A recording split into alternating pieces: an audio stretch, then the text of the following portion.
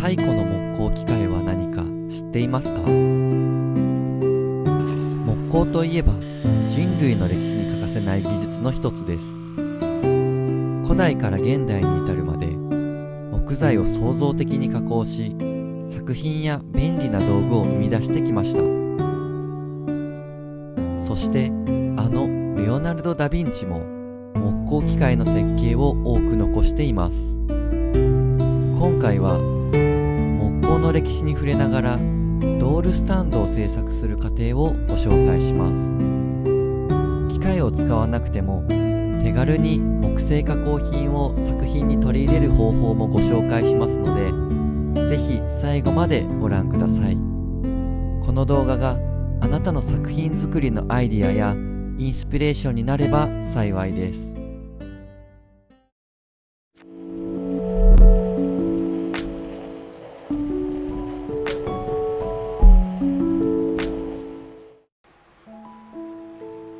さて、まずは台座のデザインを紙に書いていきます。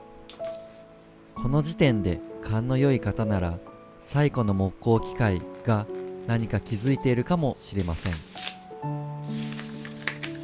冒頭で質問した最古の木工機械、それは手回しの木工旋盤です。これからこの動画でも木工旋盤を使用していきますが、まずはその下準備として木材を必要な大きさにカットしていきます。手回しの木工旋盤は紀元前7世紀頃のエジプトのレリーフ彫刻に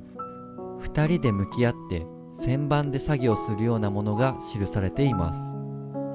これが現在確認できる最も古い工作機械と言われています。この旋盤は素材に紐を巻きつけて回転させ加工する方式で、古代文明の建築や家具作りなどに不可欠なツールだったそうです。こんなに昔から同じような機械でものづくりをしていた人がいると思うとロマンを感じませんか？現代では木工作業には様々な種類の便利な電動工具が使用されます。 DIY も流行っており、多くの人が気軽に木工を楽しむようになりました。丸ノコやインパクトドライバーなどは持っている方もよくいらっしゃいますが、木工旋盤を持っている方はそんなに多くはないと思います。その理由として、比較的高価な機械ですし、重いし、保管も場所を取ります。しかしそのデメリットも気にならないくらいの魅力があり、それに惹かれて僕も木工旋盤を購入しました。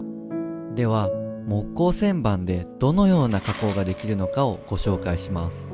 木工旋盤は円筒形や円錐形の木材を作成するのに最適です。例えば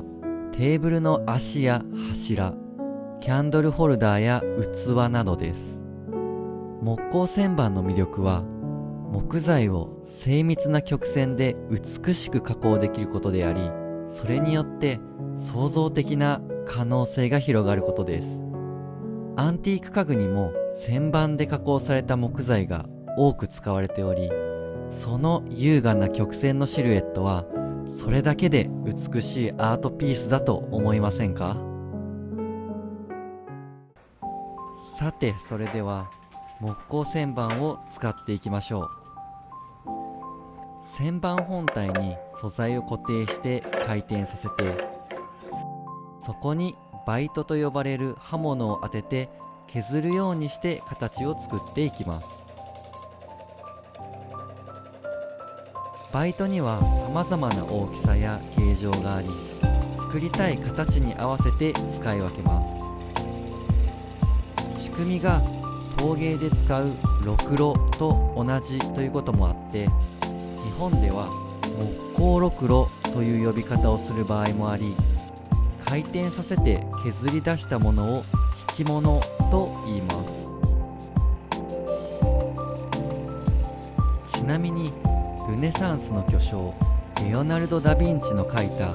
数多くの設計図にも旋盤がありましたが、彼の優れたアイデアは当時の技術では実現が難しく、その後2世紀以上にわたって実際の製造工場で生かされることはなかったと言われています。これらの機械の設計は彼の多彩な天才性と視野の広さが相まって、工学とアートの融合における重要な一歩とされています。中世から近代にかけて木工機械の発展が続き、作業を効率化するためのさまざまな機械が登場しました。産業革命の時代では動力を組み合わせた木工旋盤やノコギリ、プレーナーなどが工場で使用されることで産業の向上に大きく貢献したのでした。さて、木工の歴史や旋盤の魅力が少し伝わってきたでしょうか。旋盤を活用した素敵な作品はピンタレストなどで検索するとたくさん出てきますので、興味がある方はぜひ調べてみてください。そしてこの動画を見ていつか作品に取り入れたいと思った方へのヒントとして、旋盤の購入方法や手軽に実践できるアイデアをご紹介します。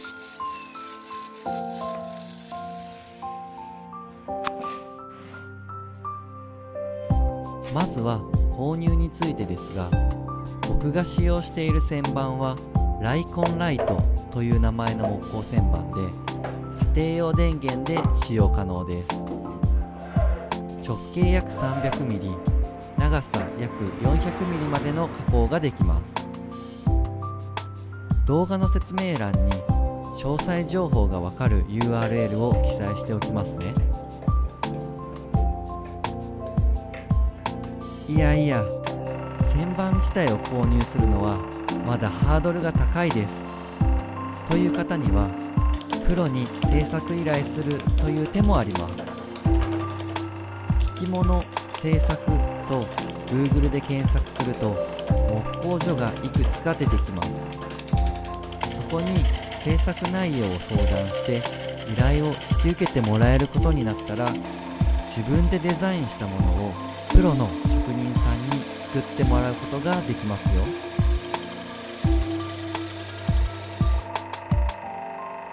いやいやいや、もっと手軽な方法はないんですかと思った方、ここまで動画を見てくれましたので、特別にもっと手軽な方法をご紹介します。それは木製のキャンドルホルダーを使うことです。Amazon や楽天で販売されているキャンドルホルダーなど木製加工品を購入して、色を塗ったり使用したい箇所をノコギリでカットすると、手軽に木工旋盤で削り出した美しい曲線を作品に組み込むことができます。アイディア次第で標本のようなかっこいい作品のベースやミニチュア家具も作れますよ。こちらも動画の説明欄に木製キャンドルホルダーの URL を記載しておきますね。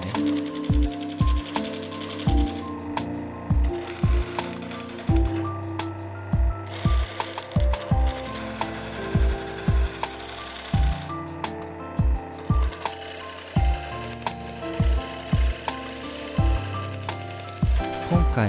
作業の途中でもっとシンプルな形にした方がいいかなと思ったので、デザイン画から変更して最終的にその場で考えながら削っていきました。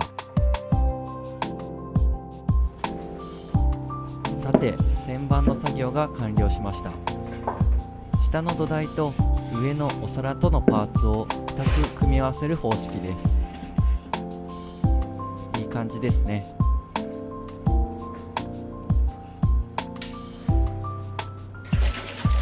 削り出し作業ができたら塗装をして仕上げていきます。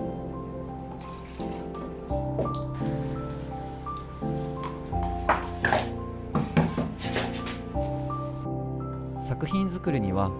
粘土造形をはじめとして木工、彫金、ガラスのバーナー加工、レジン、塗装、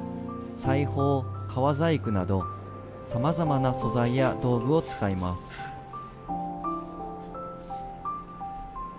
もし粘土造形の他にも動画で詳しく取り上げてほしいものがありましたらコメントで教えてください。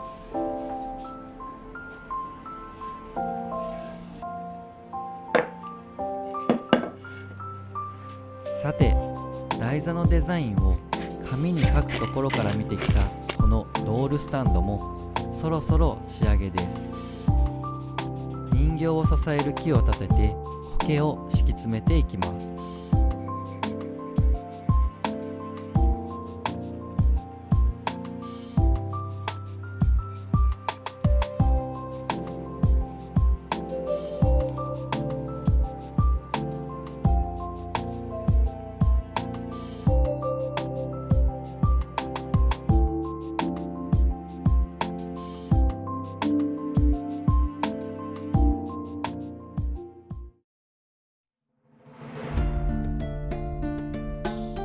ついにオリジナルのドールスタンドが完成しました。今回は作品展示することがあらかじめ決まっていたので、この台座自体が作品の一部であり、世界観を引き立てるものにしたいという思いで作り上げました。人形は繊細で壊れやすいものなので、展示中に倒れたりして傷つくことを避けるために安定した台座やスタンドが必要です。このスタンドは一見盆栽のような見た目ですが、人形を立てかけたり枝の上に座らせることができます。木工旋盤で削り出した台座は適度な重さとしっかりとした安定感があるため、透明なテグスで枝と人形を結ぶことで、万が一展示会場で人が当たってしまったり地震が起きた場合でも人形が倒れたり落ちたりするリスクが大幅に軽減されます。このように展示において作品の安全かつ美しい見せ方はとても重要です。台座やスタンドは人形の魅力を最大限に引き立て保護し、世界観を伝えるために欠かせない要素なので、いつも気を使って考えて作っています。今回はイメージ通りにうまく作ることができたと思っているのですが、あなたはこのドールスタンドどう思いますか？動画のご感想などぜひコメントでいただけると嬉しいです。そしてこのエルフの人形を組み立てている動画もありますので、ぜひこちらもご覧ください。球体関節人形の歴史にも触れている内容になっているので、ドールが好きな方には楽しんでいただけると思います。それでは最後までご視聴いただきありがとうございました。また次回の動画でお会いしましょう。この YouTube チャンネルでは人形の作り方の解説や耳をすませばのバロン人形のように僕の活動に関する動画を発信していきます。ご興味ありましたらぜひチャンネル登録をお願いします。